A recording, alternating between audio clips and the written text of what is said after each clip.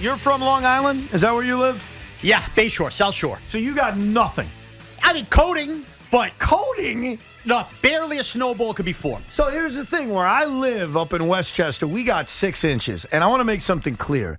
I think it's soft that our school districts close school. I think it's ridiculous, all right? The roads were fine. You put some salt down. It's not a big deal. But forget about softness for a second. Our kids deserve this. Our kids deserve the day that we used to long for as children, where we would put on Z100, not the fan, no offense to Imus. We'd put on Z100, we would put on News 12, and we would wait for the scroll.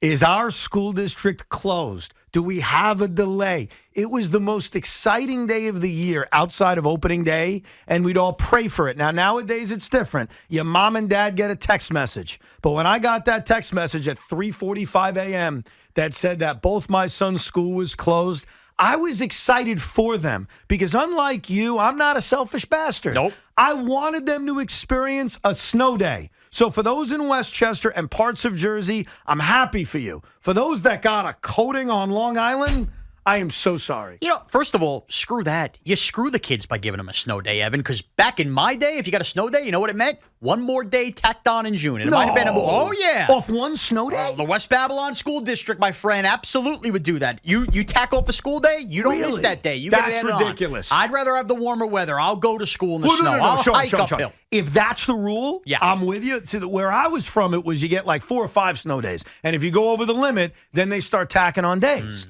Are you sure about that? I'm pretty damn sure about that. You think I'm making up the Lawrence School District schedule from 25 years ago? You may not have been hip to it, but I will say, Maybe. In real time, you bring up something that doesn't exist in the events of no better thrill than having the radio on and waiting for those announcements. I know. No bigger thrill. I know. And now I think about it, how easy did morning radio hosts in Long Island have it back then that you just would rip off the snow days? It's an easy segment to kill. That's it. And nowadays it's kind of boring. You get a text message. But I was so happy for my kids when I saw school was canceled. And you know what I did at 7 a.m., and I'm damn proud of it? Kept score of an MLB 2K game? No, that was last night. Okay.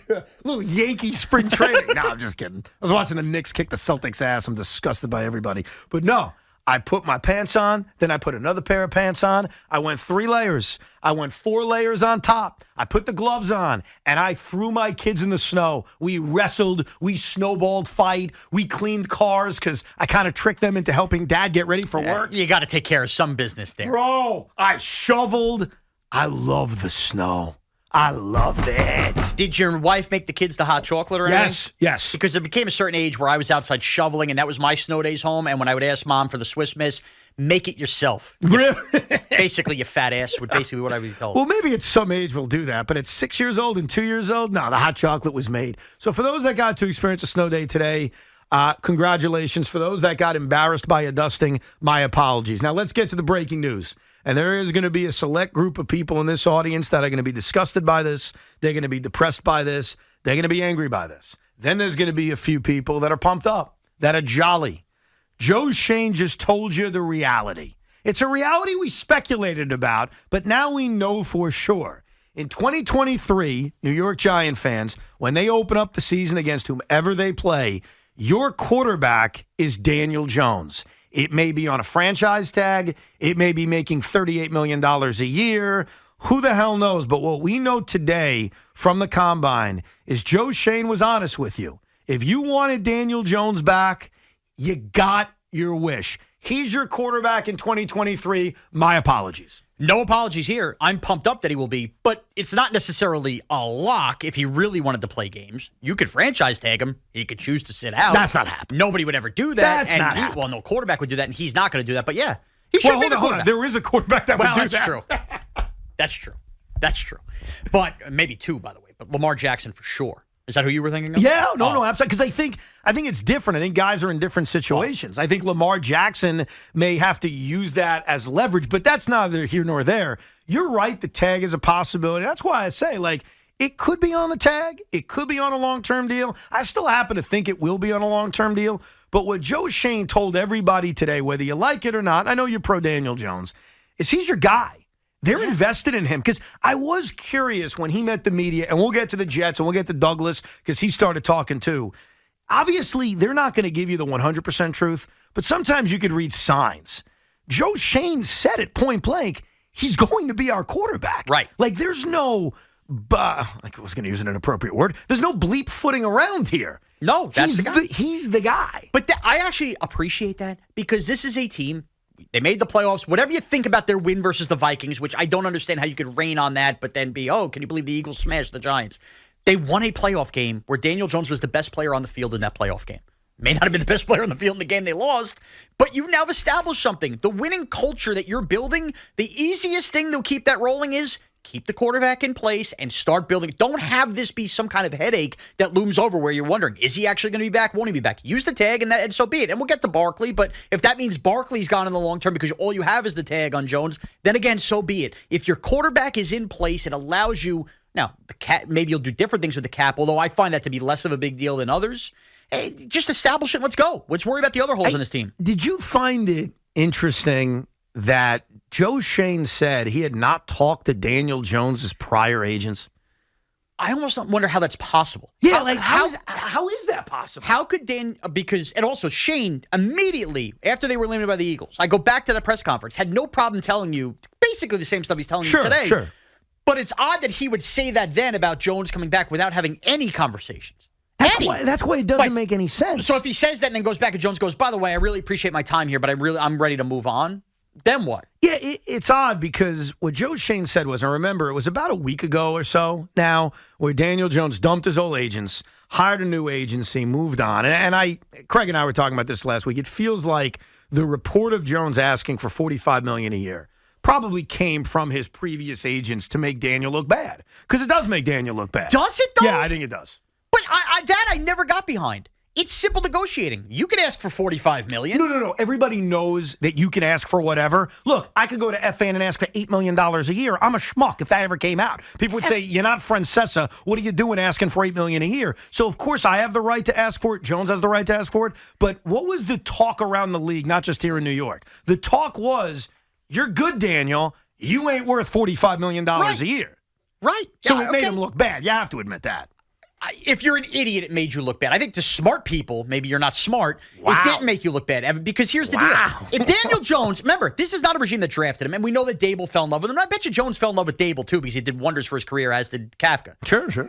If Daniel Jones started the negotiations and looked at Shane and said, give me $30 million a year and I'll start this, do you think that Joe Shane shakes his hand in there, or they come back and go, how about $22 million?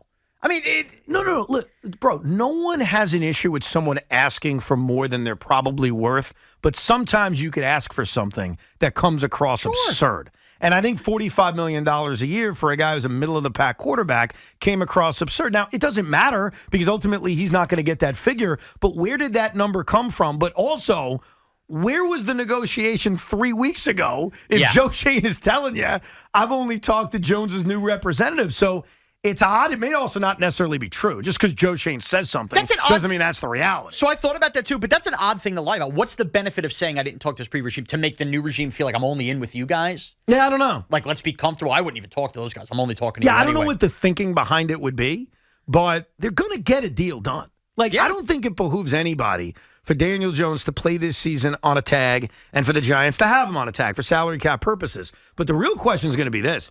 If they're forced to tag him on March 6th, which is a week away now, I think the odds of losing Saquon Barkley are higher. And if you lose Saquon Barkley, you are now starting your offseason and an offense that's gotten worse.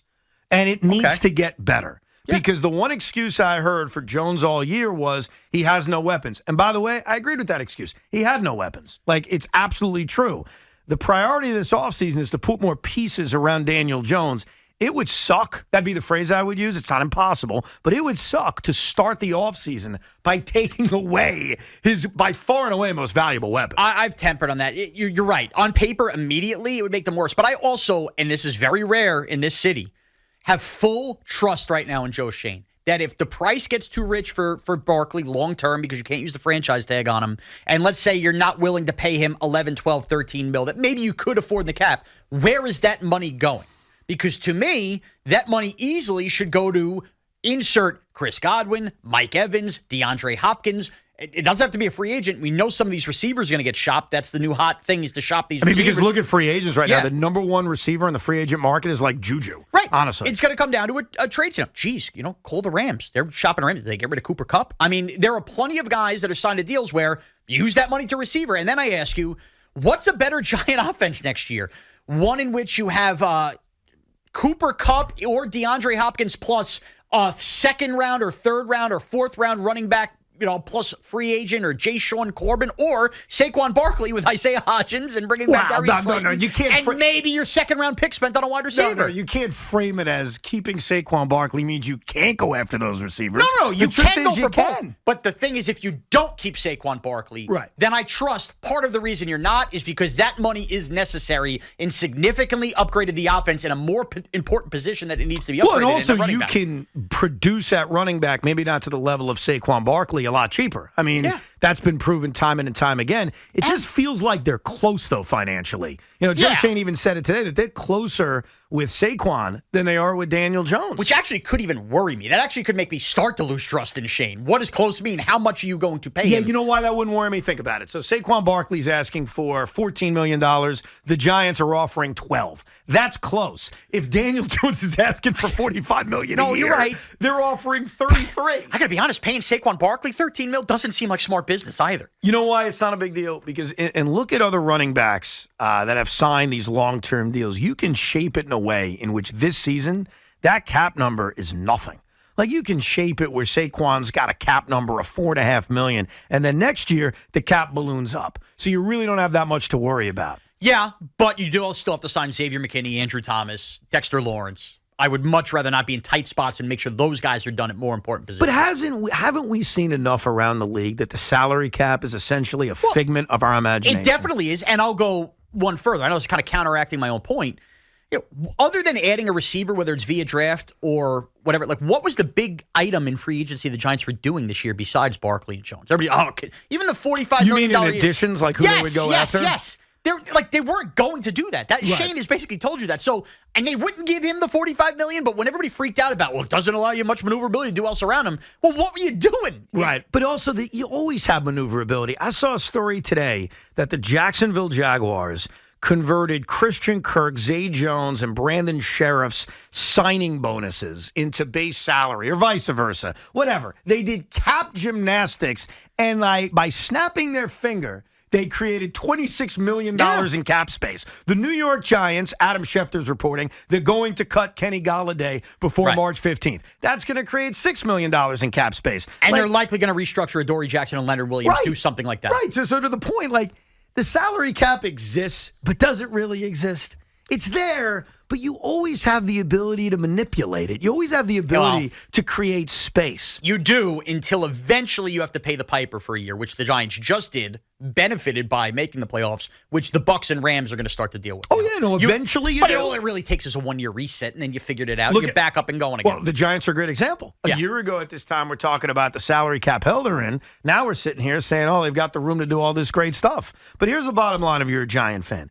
Next season, as you try to repeat what you did this year, and that's not going to be easy, your quarterback is Daniel Jones, and I think it's likelier than not that Saquon is back too. I've always been if they can get a deal done with Jones long term, I always thought bringing Saquon back was very likely. If they have to tag Daniel Jones, I think that takes a hit because now all of a sudden you get into the uncertainty of free agency, and you don't have that power over Barkley to put a tag on him. But I think right now, if you're a Giant fan, I'd almost expect that the two engines of your offense are coming back, mainly because the guy running it, Joe Shane, pretty much told you that. He set the bar as if, hey, I'm bringing those guys back. Absolutely. And it's the way they should play it, because we may still see the best of Daniel Jones. We may not have even seen the best of Daniel Jones. No. Hold on, Sean.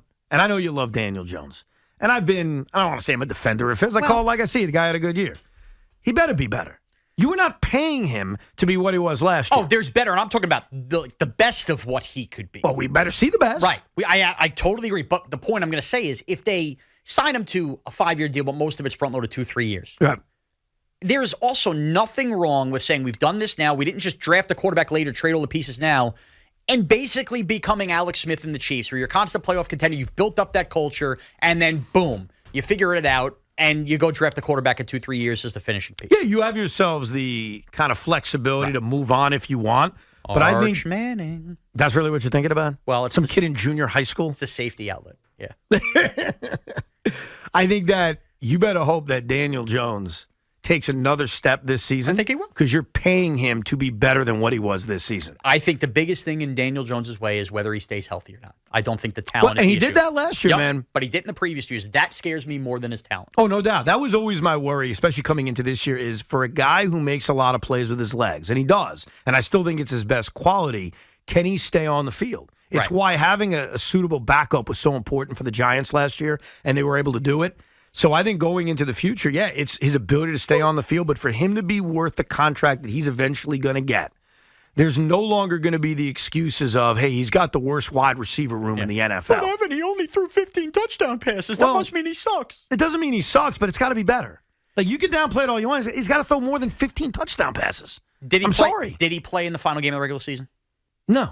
And what did he do in what would have been the final game of his regular season? He threw 3 touchdown passes. It was tremendous. Okay, that's 18 touchdown passes on the year. Should he slide at the 2 at every one of his 7 touchdown runs to make sure he throws those in? That would have been 25 That's touchdown not the passes. point. If you're making $35 million a year and we can go through every different touchdown a team scored in a given season and say, well, he could have had that or he shouldn't have had that. The bottom line is you got to throw 30 touchdowns in a season. That's just the reality. The team. And you know that because that's why you even say, for Daniel Jones to be worth whatever contract he's about to get, he's got to be more than what we just saw last year. If you have an ascending player at the position and you feel he's ascending, let's close with this, and your team finished a year where you had basically no receivers and a complete revolving door, and you finished exactly middle of the pack in touchdowns scored per drive in the NFL, would you say that the quarterback was a big part of that, and you feel good about paying that guy? I feel good about paying him, continuing with him, and hoping that once I supply him with more weapons, he makes that jump. Bingo. That's what I would need, and that's the expectation. That's why